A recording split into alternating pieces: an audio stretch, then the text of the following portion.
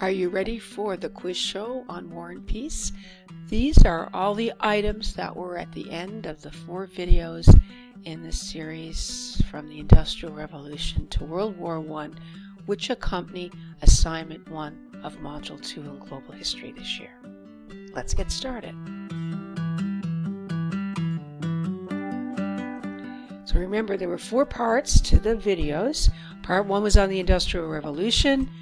Part 2 was on Europe before the Industrial Revolution, which led into World War I.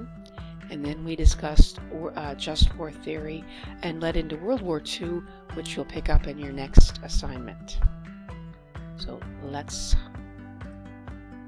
look at the quiz items for Part 1, the Industrial Revolution background.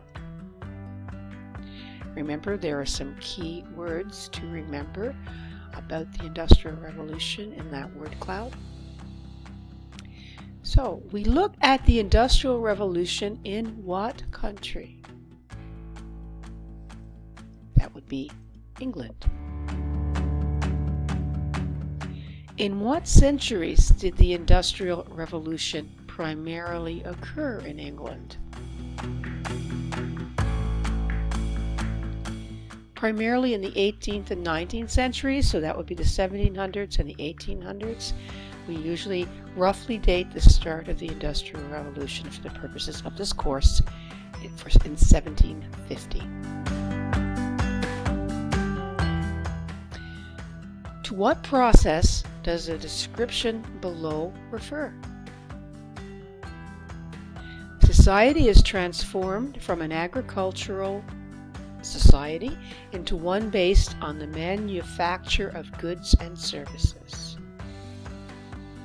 And that's also labor is mechanized with mass production. Skilled trades are replaced by assembly lines. Did you say that was industrialization? The process that underlies the Industrial Revolution. To what process does this description below refer? People left the countryside and farms to work in towns and factories.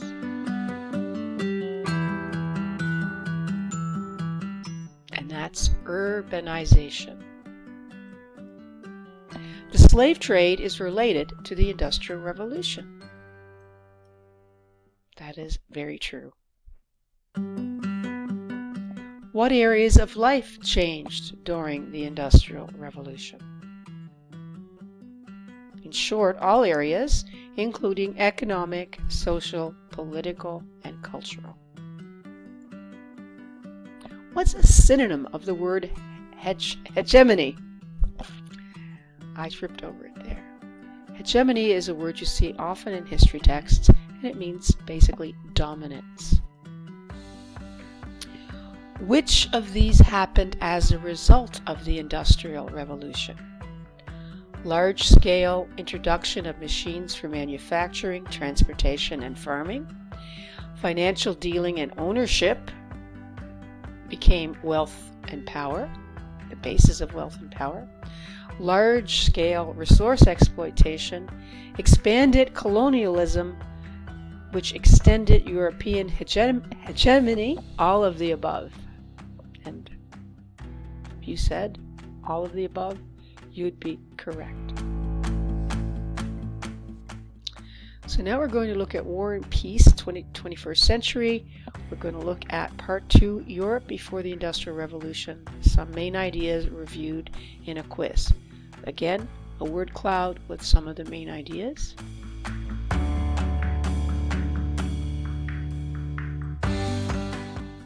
What factor most limited war in Europe before the Industrial Revolution? Why didn't they kill themselves as much as they did after the Industrial Revolution? The limiting factor was the technology of the time. The process of acquiring colonies through military force is called colonialism or colonization. When a people's current lifestyle is affected by the way a former colonial power controlled them, that is also colonialism. Centuries of small wars across Europe led to cultures that emphasize military service, grudges that lasted for generations, territory disputes, religion that highlighted dying for one's country as an ideal. And again, it's all of these. Centuries of small wars across Europe also led to strong nationalism, scapegoating of minorities and enemies, complicated alliances among nations, intermarriage of royal families, complicating the alliances, all of these. Again, it's all of these. What was the fuse that ignited Europe into World War I? The main idea of some of these videos. The Industrial Revolution was the fuse that lit the powder keg that was Europe before the Industrial Revolution. World War I caused many of our current political problems. True or false? Very true. Many of our political problems today can be traced directly back to lines drawn on a map or settlements made, grudges caused during World War I. Why do we study the Industrial Revolution? We study the Industrial Revolution to help us understand the climate crisis, World War I, World War II, colonialism and the slave trade, or, again, all of these. Industrial Revolution is key to understanding all of those issues and why they impact us today. So that are the quiz items for part 2. Let's look at the quiz items for part 3. I did rush through these when we did part 3. So part 3 gives you some key terms. Can you match the term with its definition if you're watching this on a large enough screen?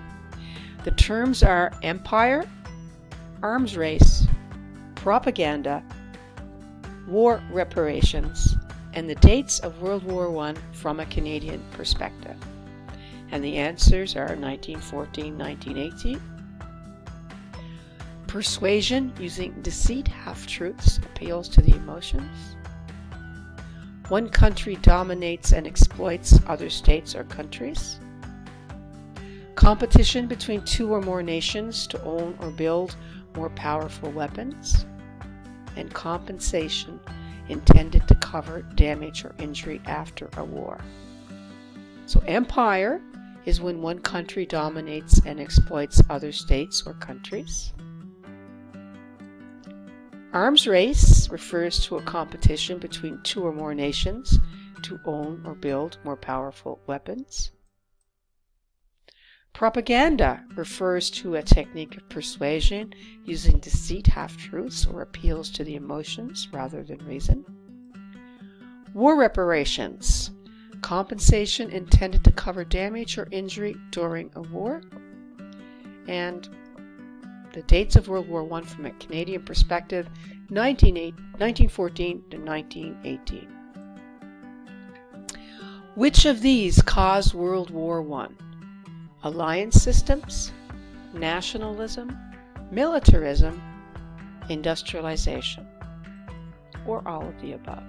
Again, it's all of the above. Which of these also contributed to World War I? Arms race and arms races, actually. Empire, old rivalries, religion hijacked by nationalism and militarism, all of these. Again, it's all of these.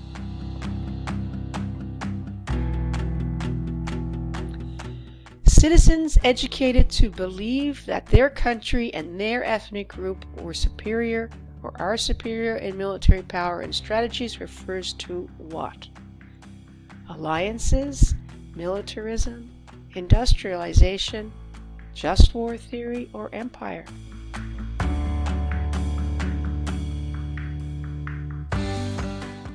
That's militarism. This is based on perceived national interest, family loyalties, traditional ethnic, that should say, and religious rivalries and greed. That refers to alliances. That's what alliances were based on, particularly pre-World War I Europe. A feeling that a country is superior to others refers to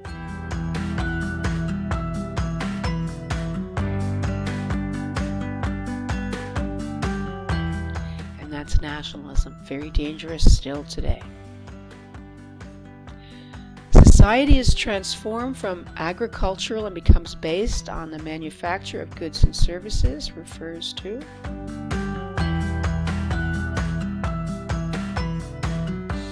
and again, that's sneaking in the definition of industrialization one more time. Now, part 4, the shorter video on just war theory. Just a couple of items here. Just war theory is used to test whether a war crime should be referred to the International Criminal Court, to determine the strength of a military alliance, to determine whether war reparations are needed, whether going to war is morally justified, or whether an empire can be extended.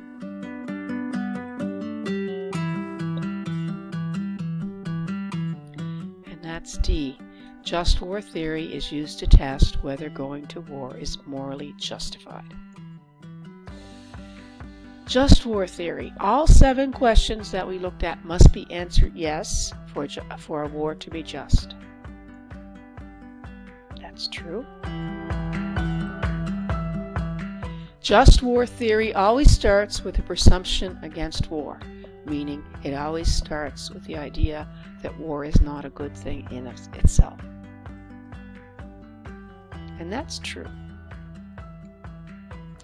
Which of the following are questions in just war theory? There are 7 questions, but which of these are among those 7?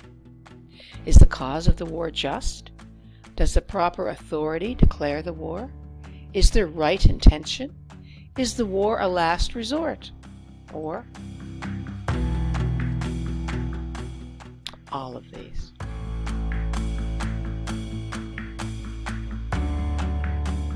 So that's the 4. That's the quiz items from the 4 parts of the video series. If word clouds help you, there's a word cloud with some of the key words.